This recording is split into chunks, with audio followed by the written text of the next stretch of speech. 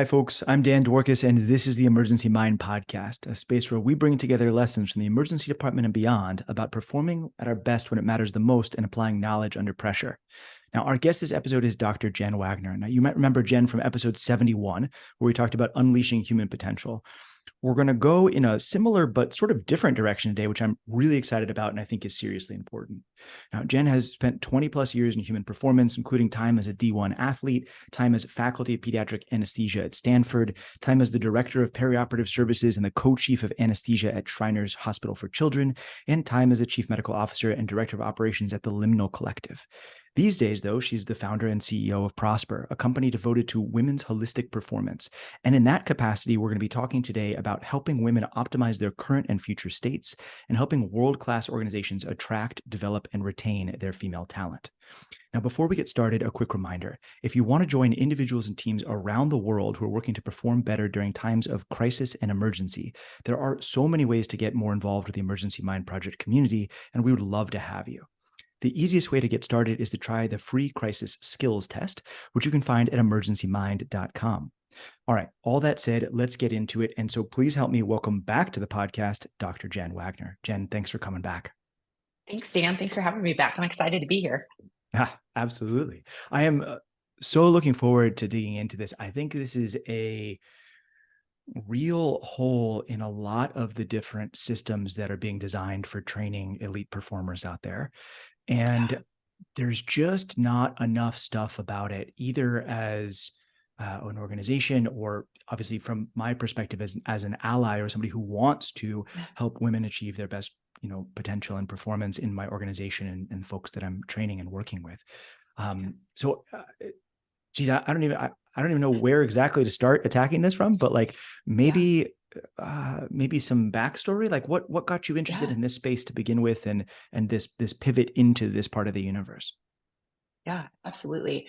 So I think, it took a lot of time and experience, and then to be really honest with you, kind of a break and being able to really reflect on where my life was. And I know we were talking just before this about when you're in medicine, your life is usually very linearly laid out for you as a career. And I was fortunate or unfortunate enough to have my clinical situation change quite drastically without my control a couple of years ago. And that gave me an opportunity because there was not another clinical scenario for me to walk into without really uprooting my family again. So it gave me the opportunity to pivot and go back in the performance space, which then really let me take a deep breath and reflect on everything I had done in my life and really decide what I wanted to do. And as an athlete and as going through medical training and as a physician, I just felt like we weren't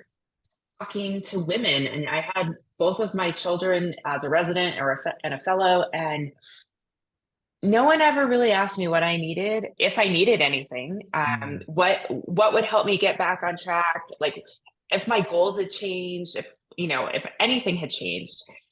And then when I spent time as the residency director and fellowship director or assistant fellowship director at Stanford, we weren't asking our female trainees those questions either. We were starting to get a little bit better, but it was still this, we did it, you'll be fine kind of attitude. And then when I got back into the performance space, I realized, we would have these very elite teams, often non-athletic teams.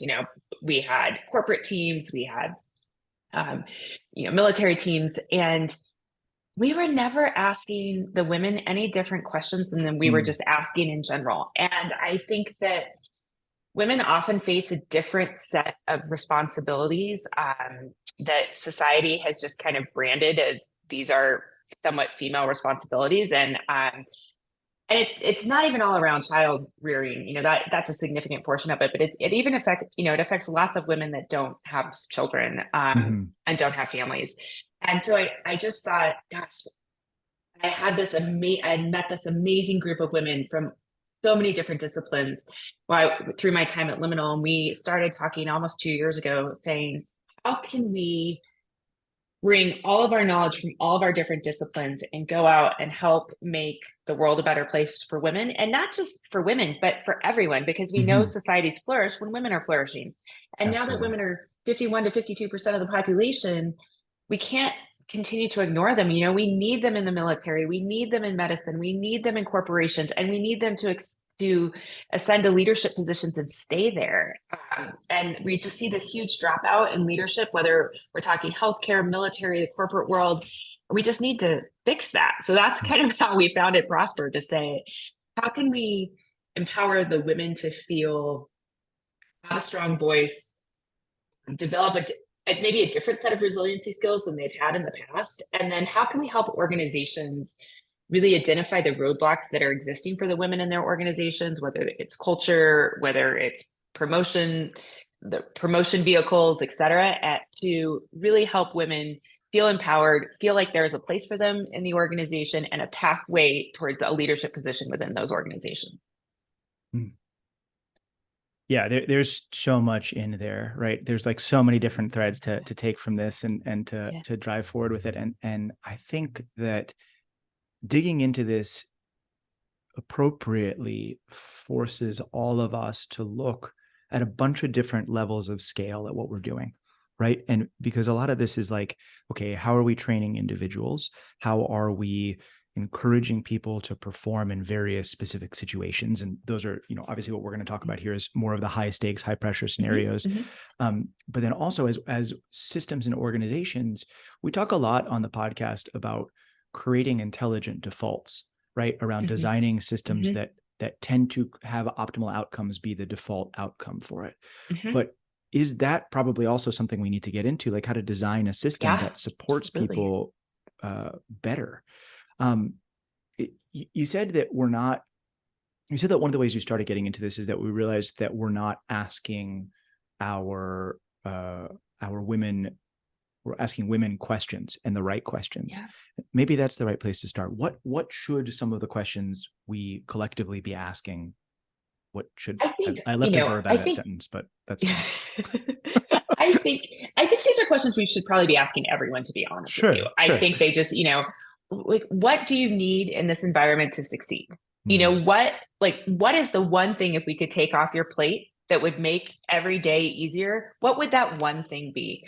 And it may not always be possible, but my guess is there are small things that can be done that could make a huge difference in someone's life. I was happened to be a male cardiac surgeon who was responsible for taking his kids to school. And he's like, if my OR started at 8:30 instead of 7:30, half my morning stress would be gone. And I was like, why is that such a big deal? Like, why isn't that possible? It's not costing it. Like, why is 7:30 the magic hour? And I bet if one person is saying that probably 50 people have that same problem. That daycare is not open at 7, but daycare is open at 8. So I can drop a kid off at 8 and be at the hospital. Or there are much more childcare opportunities if you look for childcare that opens at 8, or a nanny that'll show up at 8 versus someone that'll show up at 6:30 or 7.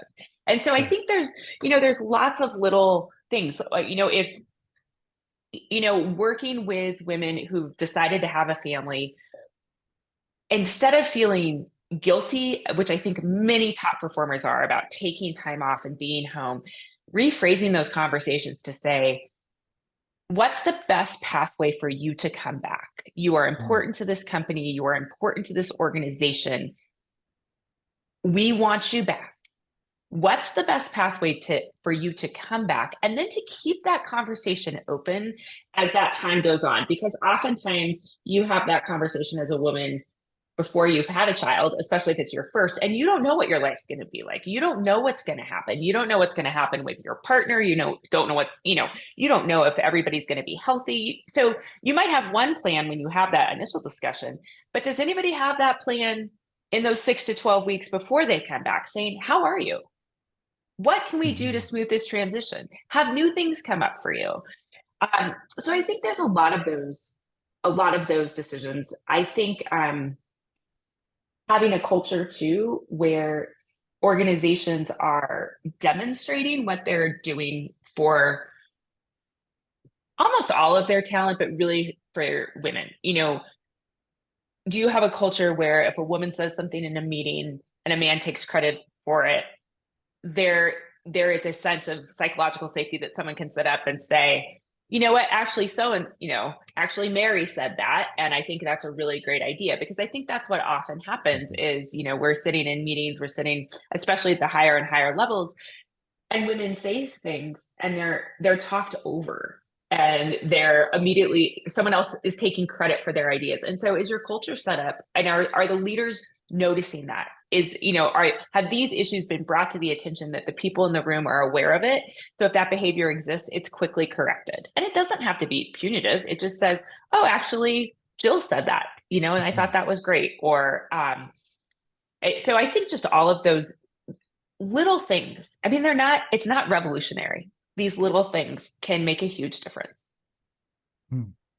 So I'm hearing two different arcs in that, right? So one is an arc of, excuse me, what is essentially personnel development, and I guess I'd call it personnel development, right? Where you're saying, what does this human need in order to perform at their best, right? Mm-hmm. And it's things like designing the environment around them to optimize performance. Mm-hmm.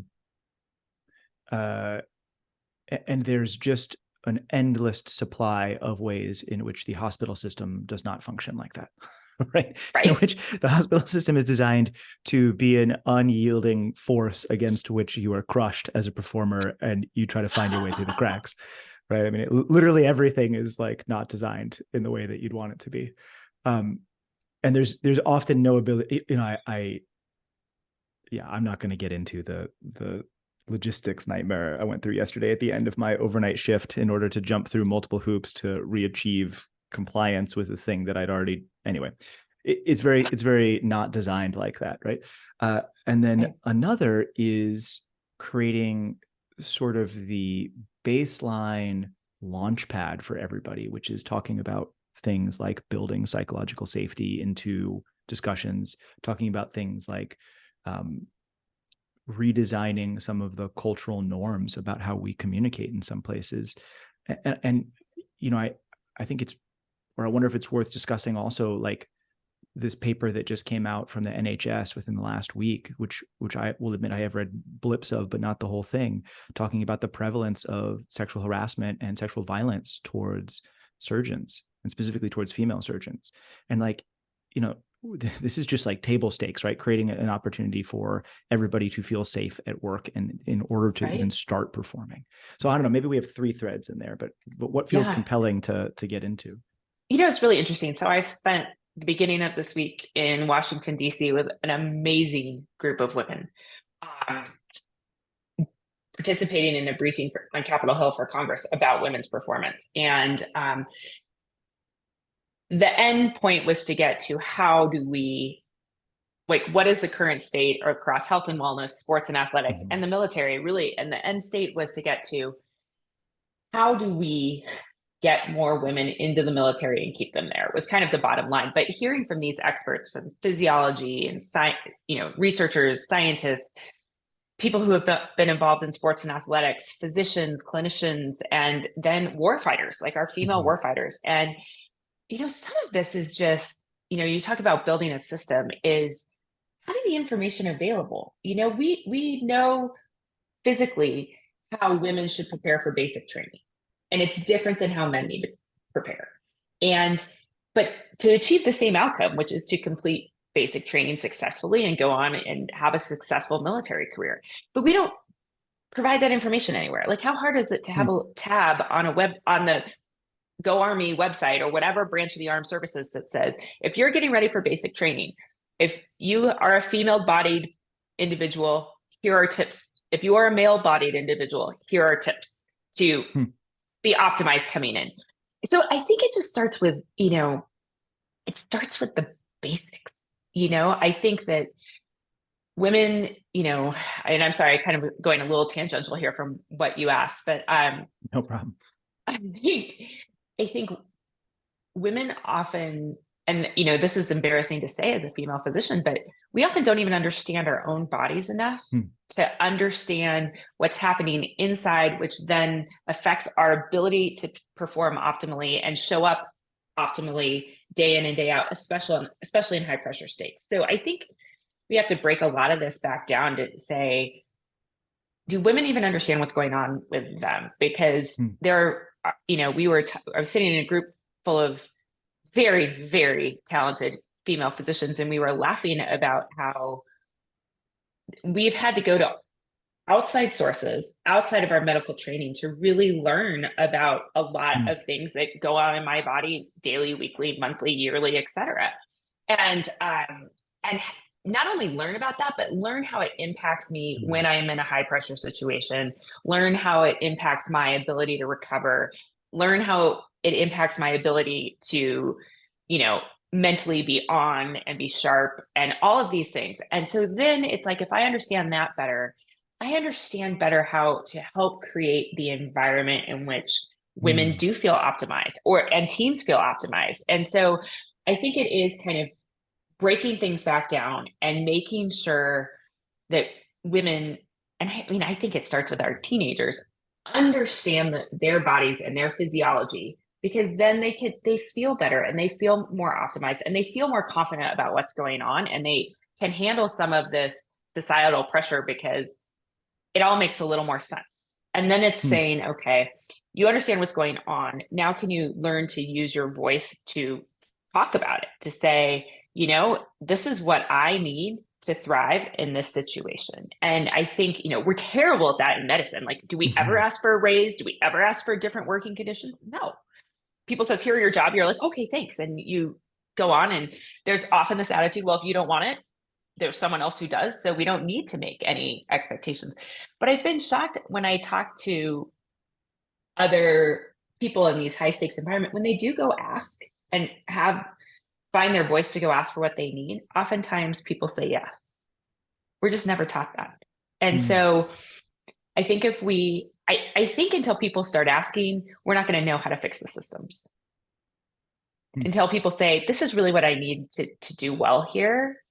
And we start having those conversations instead of like, we go for your annual performance evaluation. Why can't there be 3 questions about what's the one thing you would change in the system? What's one thing that would make your life really better, a lot better? How could we get you to stay working from 55 to 60 instead of leave at 55? What would make a difference for you? All of these things, instead of this constant pressure saying, I can't put my head down, I go to work, because if I say I don't want to do it, they're just going to say there's 50 people behind you that will. Sure. So if we could start from scratch, right? We could redesign education in a lot of different ways from the very beginning, and have a lot more, right? Like, let's get into it, right? So we could have a lot more sort of like components of understanding and introspection and introception about what's going on in our bodies. And we can use that as as creating a space where people are more able to talk about and more able to notice and sort of make explicit some of the struggles and issues and strengths that everybody has going on. I don't know. I don't know on this podcast if we've ever thought about like fundamentally re-altering like the entire public education system. It's like the level big goals. Like, we might need a broader audience before we have the capacity to do that. Although I love that idea, right? And jokes aside, there are ways to do that, and maybe that's what we start with. Okay, so like as physicians, as people that operate under pressure, how do we start affecting the change at that point?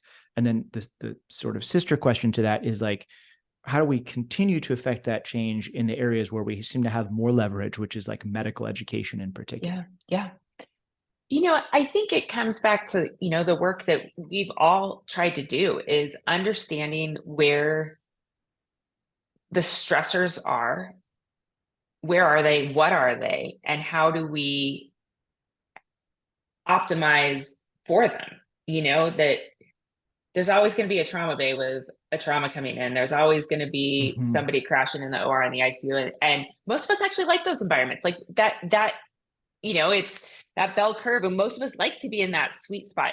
It's when we get tipped out to one side or the other and are overstimulated or understimulated. And how do we get back to normal? And I think that, again, it goes back to, whether it starts in medical school or residency, or even as new faculty, like, is there a place to learn about this, to talk about this, Mm. that, you know, why do we let people get so burned out that they walk out of the hospital and never walk back in? Why aren't there some safety nets there before that? Why aren't people taught to say, you know, these are small symptoms that all of a sudden one day can become overwhelming? Like, you know, for me, I am a morning exerciser, and I knew when I just started, when I stopped doing that, like, that should have been a red Mhm. flag that something was going on. Like, for 15 years, I had no problem getting up and going to exercise. And then all of a sudden that became less frequent and less frequent.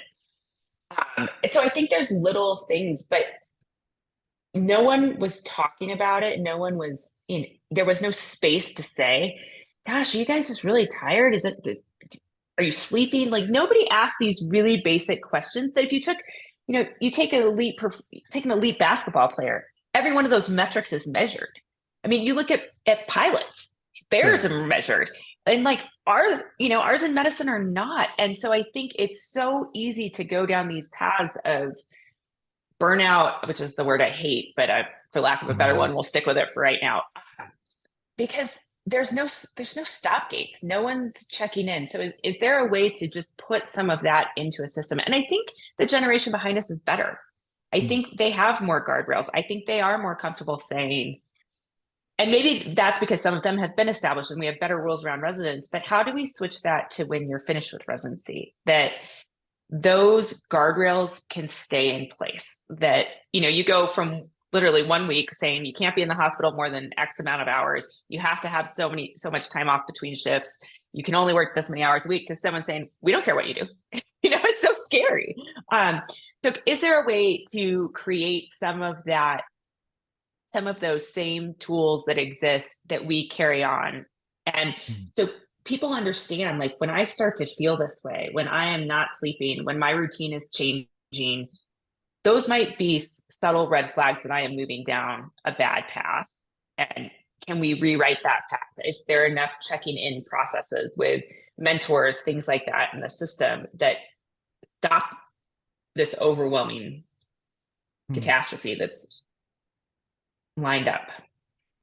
Yeah. I mean, I think my initial gut response to that is like, no, there are not those things in the system. Like, it doesn't Oh, exist that way right now. And I think part of the resistance to, and you know, we're not at the moment, we're not talking about like specifically performance for women. We're just talking about performance yeah, for physicians in yeah. general, which is that, like, if you ask people, you know, are you sleeping? Are you eating? Are you depressed? Are you functioning? You're going to have to do something with those answers.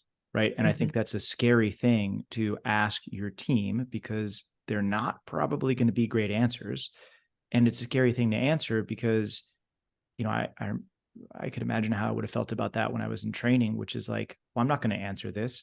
Like, this accomplishes nothing. Nobody's going to listen to me. And we're going to go tomorrow to do the same thing like we were before, only now we'll get a mandatory yoga session, right? Or like the equivalent. I love yoga. But I hate hating on yoga, but it's just not the answer to fixing all of this, right? right? I mean, we were offered Yeah. yoga at noon. I was like, you're going to shut Yeah. down the operating room so we can go to yoga at noon? And again, I love yoga as well, but like, Yeah. that's not the right Band-Aid. So Sure. So, okay. So what can we do about this? And I will agree that even talking about it is better than not talking about it, right? Even just starting the conversation and being like, hey, how are you taking care of yourself? Like, what is it that you need personally as a human being? And then a subclass of that question, which is like me thinking about, you know, the residents that I'm working with, the teammates that I'm working with who are women, being like, what can I do to support them in the way that they need? And to make sure that we are, as you put it, like attracting, developing, and retaining our ultra high class talent. But yeah, what can we do other than talk about it, right? Like, where do we start nudging the system? you know, I think again, it goes back to, you know, I look at some of the work that like Brian Ferguson and his team at Arena Mm-hmm. Labs are doing, which is Sure. crucial, right? I think it is teaching. I think we have to start to break down the barriers, and it's, you know, it's maybe easier as a resident before they're completely built up to start there, to say, you know, you actually you need to track what's going on, because, in your 20s and early 30s, you feel more recovered. You can kind of work around a lot of these metrics that are flashing red at you saying you're overstressed, you're not recovered, you're not sleeping, you're not moving correctly or enough, et cetera. But as we get older, like, that catches up to you really fast. And so can we start, programs like what Brian's trying to do with Arena Labs, I think they're crucial for giving individuals insight and empowerment into their own kind of well-being and how they are showing up every day. Because I do think it does, it makes a difference on how you start to live your life. And so, Sure.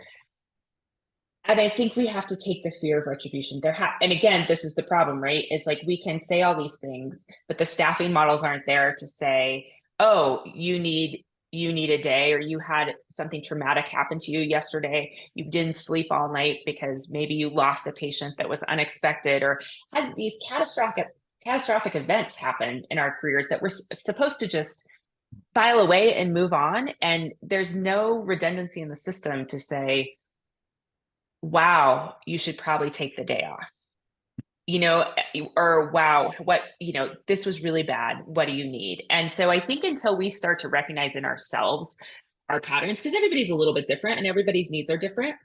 But I now know I need to sleep. If I'm not sleeping, I can't show up and take care of people. And it's actually, it's a disservice for me to show up and take care of people. It's a disservice for my patients. It's a disservice to my own personal health and well-being. So can we start at the basic, educating ourselves about, when I do this, I feel this way. And so maybe it is making some lifestyle changes that we can be responsible for, so we can show up and be optimized the best we can. And then it's taking that data, I think, and showing administration, this is what your people need to Sure. feel their best. And so then hopefully what it does is it does change staffing. It does change protocols. It does change hours. And I think it's, and I think, unfortunately, medicine right now is moving the wrong way, with private Yeah. equity and things buying medical practices, just saying, do more, with less all the time. Mm. Yeah, there's a real sense of, I mean, I think we certainly feel this in the ER in a lot of ways. Like, there's a sense from the outside that we are replaceable widgets, that basically anybody can step in and fill that role. And there's, and in part, that's what we train for, right? Like, we train to be able to pick up whatever's in front of us and run with it, right? And this the conversation that Scott Weingart and I had on, a few episodes of the podcast back, where he's talking about training people that you can drop them into literally any situation and they can organize the team around them and perform ultra high quality, elite level critical care and resuscitation, right? Like, that's part of what we are as, that's part of what we train to be. That's part of our identity, right? Like, you go out and you do this thing, but there's a darker side to that, which is this widget nature of it, that you're just replaceable and can be swapped in at any time for anybody else. And that's, you're right, that like that's not how most elite teams work outside of medicine. And I don't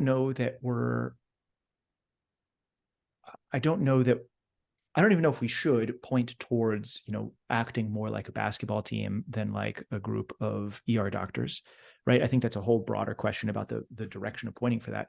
But I think that there are certainly lessons to be learned from that. And I guess I keep coming back to this, like, okay, so we don't like being widgets. Great. we want to learn more. We can measure stuff. We can talk about stuff.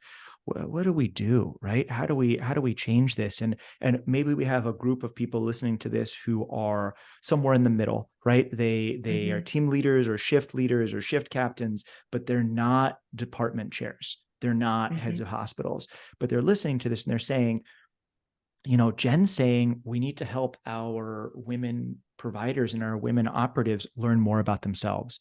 And we need to create spaces where they are safer and better able to express themselves so that we can help them, flourish, basically. So how do we do that? How do those middle tier folks nudge the environment around them to make that happen?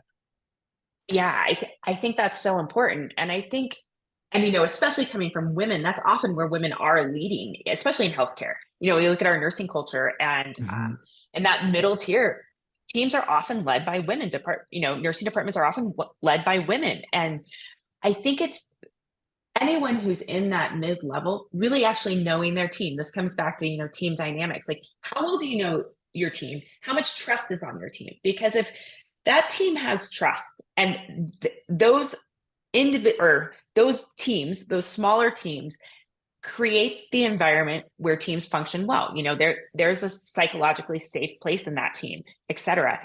Then that team leader can go to their manager, their leadership, and say, I have person X. She is critical to being part of this team, whether she's on my team today or your team tomorrow. She is critical to keep her in this institution. She does her job, or his job, or whoever's job it is. I think we are afraid to compliment people as well. Mhm. We are afraid to go to bat for other people. And there is not a great, almost, I don't even want to use the word, maybe recognition is better. I was going to use reward, but I think there's Mhm. not a great recognition system that this person provides high quality care in whatever environment they get tossed into. They are a true team player. We need to check in with them to say, what can we do to keep you in this institution? Mhm. And I think if we flip that mindset to say, I'm going to go advocate for you. Like, there's plenty of room and space when something goes wrong to write an incident report or to criticize someone. And medicine is really good at that. We're really good at pointing fingers. We're really good at throwing people under the bus to say, so and so didn't do their job right. But we're not very, and there are consequences when you get those reports, and there are consequences to having those situations occur. There are not very many positive consequences to say for people to say, you know, Dan runs an awesome team. Every time he's in the ER, the team, maybe I mean, you only have so much control over the outcome, but like, things are done well. The team Sure. feels respected, that we get great feedback from patients and families. Like, none of that ever has seemed to matter, you know? Mhm. And so, is there a way that that can be highlighted? And so the leadership begins to know who is the talent in this institution, and how do we keep them? And, Mhm. we'll probably never get away from that widget, but maybe we will at least start to recognize these 15 people in the emergency department, this department could not run without. We need to make sure that they are recognized, that we are checking in with them, et cetera. We need to make sure that they are, they have been noticed by their peers as the standout leaders, regardless of what their rank is. Oftentimes Mhm. leaders step up Mhm. and from very different levels. These people continuously come in, stand up. Maybe it's that they hold space for other people. Maybe they're the person on the team that people feel like, gosh, I just need to have a cup of coffee and talk to you for 5 minutes because I feel like I can talk to you about things. And those are Mhm. really important people to have on the team, Sure. And so I think, is there some positive sort of recognition that then means something?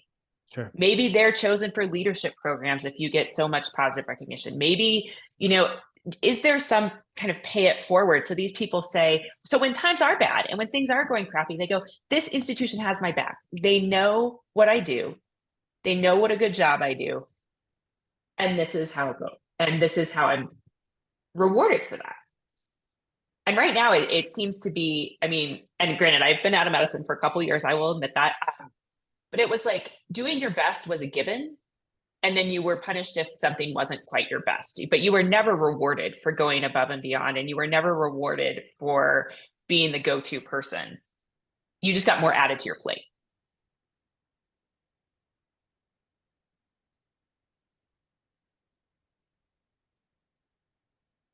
Yes. I'm gonna not I'm gonna not editorialize about various places that I maybe have or work at. I think yeah, I think there's a lot in there. there's a lot in there that has to, like we're drifting into like safety 1 versus safety 2. We're drifting into what does excellence look like? We're drifting into what is the esprit de corps of a place, and what is connecting people to the, to borrow a word from the Maori culture, to the whakapapa of the folks that come before them and the reason for why they're there. And connecting that mission to the reality of what your people are facing is a really big deal. And that is leadership that we're describing in some sense, right? And it's leadership from all levels of the institution. And you're right that it's not the way a lot of stuff goes a lot of the time. I don't know what to do about that. I think that, anytime I hit one of these places where it's like, well, like maybe that's something I could control if I was the fill in the blank of some title or position that's higher than I am now, right? I try not to drift into that. And I want to ask instead some version of like, well, what piece of this do I have control over and can I modify? And I think it's a great question. Like, we've started to do a little bit of the work laid out by like Eve Purdy, Vic Brazel, and their team about like building psychological safety in emergency teams, in part just by doing introductions at the beginning of a lot of shifts, right? And like that's like a pretty no-brainer to start with. But also, I don't think that I have ever asked. I've asked residents, but I don't think I've asked any of my nursing staff. I don't think I've asked any of my allied staff like what their next set of goals are in their career and how I can push them towards that. Like sometimes it's obvious, right? Like you have a paramedic student come in and they're like, I am here to put IVs in. And you're like, amazing, great, let's help you get IVs in, right? Or like, I want to work on assessments, or, we're fortunate enough to work with the Navy Trauma Training Center. And like, these are corpsmen and folks who are coming up that are trying to get more access to trauma training. Awesome. That's a thing that I can help them get. But I'm actually not going out of my way to do a lot of this. And this is a good challenge for me to incorporate more of that into, the shifts that I'm personally working on, even if I can't necessarily alter the trajectory of the entire institution. And I think it's chipping away at it. I think, when I talk to some of the women that we're working with, and I've been guilty of this too. I was like, if I put my head down and work hard enough and do a good enough job, people will notice. Well, guess what? They don't. And so you have to, it's such an uncomfortable thing to do, but you have to push it forward yourself. You have to write a little note. Hey, this went really well today. I thought you should know. I just was reading a leadership book the other day, and this woman was stating how she went into her review. She was known kind of in this large company as kind of the connector, and she connected a lot of people. And that was a way that she really excelled because people were much more efficient because she connected them and really helped develop relationships within the company. So people were communicating better and therefore improving efficiency. And that is work. And that's often work that women do that is very non-quantifiable. And so you can't really, how do you say that? But she goes in for her professional review and they basically said, you're not visible enough. And she's like, how am I not visible enough? I do all this connecting every day. So she started sending the direct leadership above her every week on a Friday would review in like 2 or 3 lines, bullet points, the people she'd connected. And for 6 months, didn't hear anything. And then all of a sudden got called in and said, it was acknowledged, like, I had no idea that this was what you were doing. And this is a job very well done. And so I think that we are very hesitant, especially in medicine, to do anything that seems or would appear self-promoting. And so I think it's establishing that culture that, and I try to do that on my team now. Granted, there's really no one above me on my team, but like if we go to work with another company, I really try to say, this is so-and-so on my team, and this is what they can do. And at least once a week, send something out about one of my teammates to an institution that they may be able to do some private consulting at, or where they could do something even outside of our own company, because they're a rock star and they deserve that credit. Awesome. And so I kind of think that as leaders, if we can identify people and encourage leaders of other teams, encourage that middle management, you don't need to wait until you're asked for who's performing well on your team. Push that up the ladder, push that up the chain, so people are recognized early and supported early, and not until, oh, so-and-so is going to retire, we should now look back and see who's in the mix. Like, they're already being developed and people have known about them, and maybe there's opportunities that they can go attend career development courses or whatever career they're in, that they can have a career advancement plan just because they've been noticed and the institution realizes how important people are. Because they say we're widgets, but we're real expensive to replace. We really are. And so it's like, I think that's kind of lost. You leave medicine, it's $1 million to replace you. That's a huge institutional cost, right? And that's not counting for patient safety changes when you have to bring someone new in who doesn't know the system. That's not counting for your gained wisdom and experience. That's just to replace you as a human, just to put the next widget in. And so there is a big cost.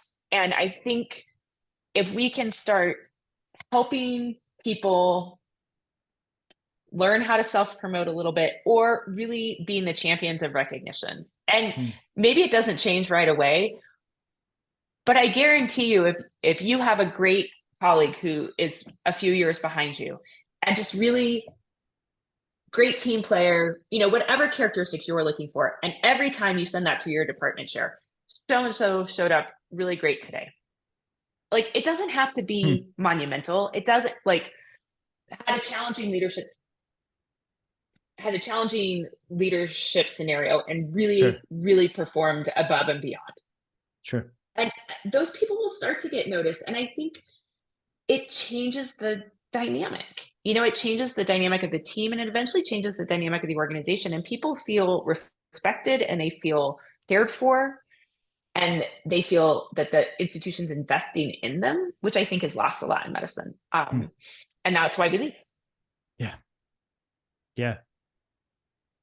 Jen, for our last few minutes of this, I want to change direction slightly and dig into a problem that I don't know if I'm probably doing some things wrong and I don't know what they are.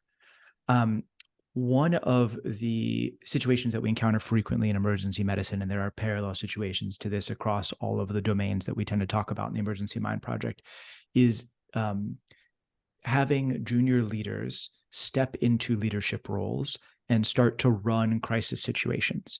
And in emergencies, that typically looks like resuscitations, either medical or trauma, or cardiac arrest events or something like that. And that tends to involve one person really adopting a leadership persona and a leadership role, galvanizing a team around a problem set, organizing diverse resources and deploying them where they're needed. That type of leadership, of running a room successfully, is something that has a very, I don't know if this is the right word or not, gendered component to it, right? That is mapped onto differences between how men and women are perceived, and specifically how women are capable of leading in these complex situations. So there have certainly been times when I have been talking about what I'm learning and what I'm teaching about how to lead a room, and I've had women residents come up to me and say, hey, I'm not sure this is going to work for me, or how do I do this differently? And there's a problem in there about knowing how to teach people how to lead, and about creating spaces for women to be the excellent, effective leaders that there is zero actual doubt that they can be. So what do we do with that, right? How do we approach that problem? How do we teach people how to do that? Can we solve all of this in the next 6 minutes? I was going to say, that was probably the question we should have started with. We'll go another round at some point soon. Yeah. No, I think if I had a straightforward answer to that question, I wouldn't have had to found the company I just founded, right? I think that I think that's what we're trying to figure out. I think because it is across all genres, and I I laugh because when I went into medicine, my dad said, don't ever introduce yourself as doctor. And I laughed. I'm like, if I don't introduce myself as doctor, I am anything but the doctor, assumptions aside. So I really think it starts again early in education with confidence and confidence training and identification that,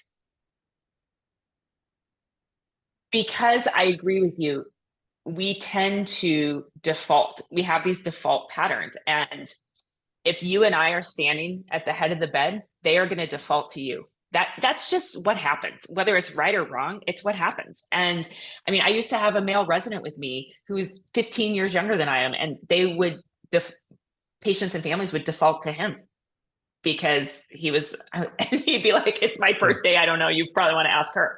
So I think it is one, when I think simulation can do a lot for this. I think it takes practice. I think it takes practice for teams to start to identify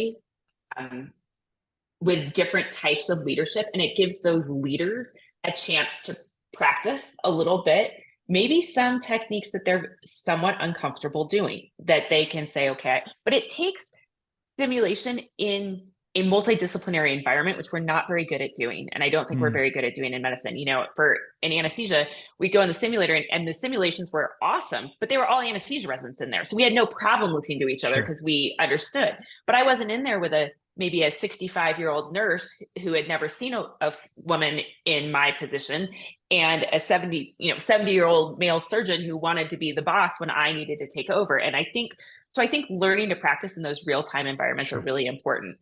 I think I go back to your introductions. I think walking in and confidently stating your name and your role is really important, and we lose that. And the time to do that is, at the beginning of a shift. Like, it's really important to say, hey, this is who's running trauma tonight.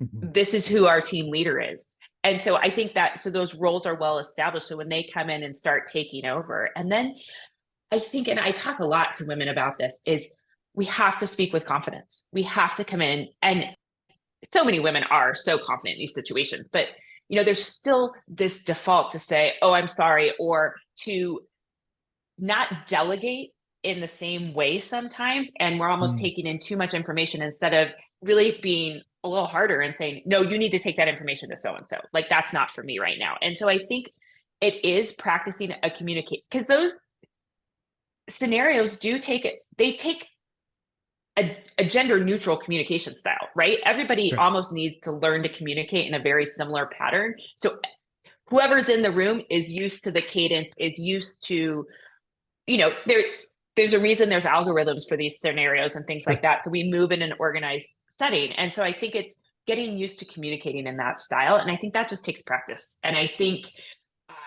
but I do think the introductions make a huge difference. I really do. I think role, especially when there's shift work and people are changing all the time. And it takes 10 seconds, but when someone calls me by name in a room versus, hey, anesthesia, I'm way more involved and engaged with what's going on, because I feel like they've invested the 2 seconds it took to learn my name.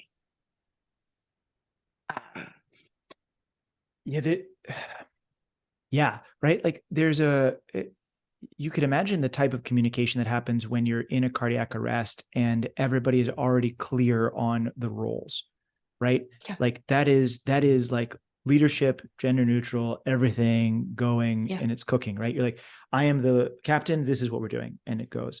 But often it's the transition points between normal and chaos, between nothing and a code, where first off, where the leaders can make the most difference, right? Like that's like the most difference you can make is recognizing a disaster before it's coming, seeing around the corner and pivoting your team into it when you're the first one to see it.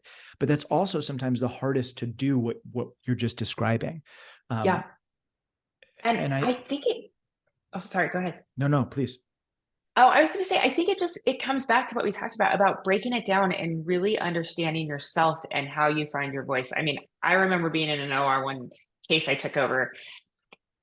This kid is bleeding. I asked over the drapes a couple of times to the surgeons, who are my good friends, and we had a great relationship. And they're like, no. I finally said, okay, everybody in the room stop. This is what's going on. And so I think you have to have that internal confidence and that trust of yourself and that trust of your inner voice to say, this is not right. We are not moving in the right direction. I need everyone to stop. I need us all to say, to evaluate where we are, us all listening to the same information and make a plan. And so I think knowing, and I think, women tend to be really good at that, seeing the whole picture. And so I think just finding that voice of saying, stop. I'm not saying I know exactly what's going on, but I know we're not moving in the right direction. And I, just like you said, I want to stop this before it's at a catastrophic level. We're going to stop. We're all going to regroup. So I need everyone who has some information on this scenario in the same place. And we're going to spend 10 seconds. Sometimes it doesn't take very long, but we're all going to, instead of everybody kind of doing their own thing, we're going to come together, huddle, figure out, and reassess the scenario together as a team. And then I am going to make a decision how we're going to move forward. And it really takes, I think, trusting yourself, trusting your experience, and trusting your voice. And that's hard. I would probably add to that list, it takes a system that is designed to help you get to the point where you can do that, right? And I think that's the angle that I spend a lot of time approaching it from these days, is how do we build a system that enables and encourages and supports that correct behavior in those roles? I think, it comes back to acknowledging it when you see it. Sure. I think that even if it's the quiet person in the corner, when they're saying the right thing, it's saying, hey, Dan, can you say that a little bit louder so everybody can hear it? And giving them the platform to say it instead of me repeating what Dan just said to look like the intelligent one so everybody hears it. I think it is, if there is time, and I know in some of our lives there's not that opportunity, but even if it's after the fact, even if it's after the fact, going to that person saying, you know what, you were right. You were on the right track. You were doing the right thing. I really encourage you, be more confident next time. And then sending that email up the chain saying, so-and-so was spot on today. We need to keep, shout out to them. Yeah. I mean, I really do think it's acknowledging it when you see it, because oftentimes I think the person who's in that role, even if they appear confident on the outside, getting that feedback is really, really helpful on the spot, just short, like, you were on it. That was a great call. That was a great decision. That was a great heads up. Great leadership in X, Y, or Z. It can be really quick, but then I think it just reinforces and reinforces. And because sometimes they are really small pickups, usually when it's huge and massive, we all see it. But when we are taking care of a patient that's declining, or the situation just doesn't feel right, it's often those small, putting those puzzle pieces together. And so I think acknowledging it when people have done that well gives them the confidence, especially if they're younger, to keep developing those skills. Love it. As we wrap all this up, opportunity here to issue a challenge to everybody listening to this.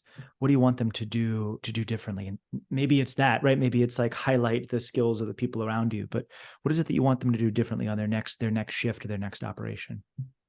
I would say exactly that. When you see something good, call it out. Don't take it for granted. And I would also say, if you have a rock star on your team who isn't performing well, ask a question.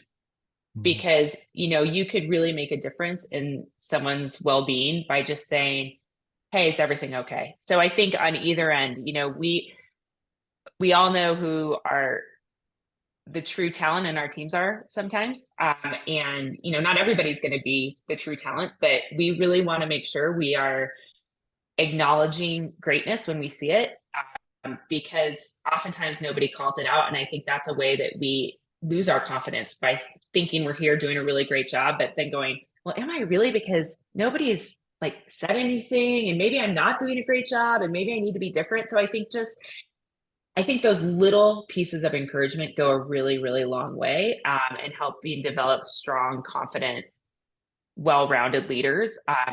And then also, I think a great leadership style is checking in on your teammates when they're not on their A Mm-hmm. game, and trying to learn from those situations. Is there something are they just having a bad day? We all have them. Or is there something in the environment that is causing them that way? And there's something that maybe is larger or systemic that we can make a difference with. Love it. Jen, folks that want to dig more into this, that want to learn more about these issues, about these ideas, that want to help push the conversation forward, that want to learn more about Prosper, how can they do that? Where should they go? Yeah. So our website's finally done. So it's www.weprosper.co. And then my email is jen@weprosper.co. And we're on Instagram and LinkedIn, and everybody can find us. So thanks, Dan. I appreciate that. Amazing. Well, thank you for coming back on the podcast again and digging in. Anytime. And thanks for asking these questions. I was super excited. I've been on a ton of podcasts, but they've all been hosted by women. So it was really fun to come. Yeah, it was really fun to come and talk to you today about this stuff, because it changes the tone of the conversation a little bit. So it was really fun. Thank you. My pleasure. I have so much to learn about how to do this right. And the stakes are so high and they're so important. And I'm thrilled we're having these conversations. Well, thanks. Thanks for giving me the opportunity.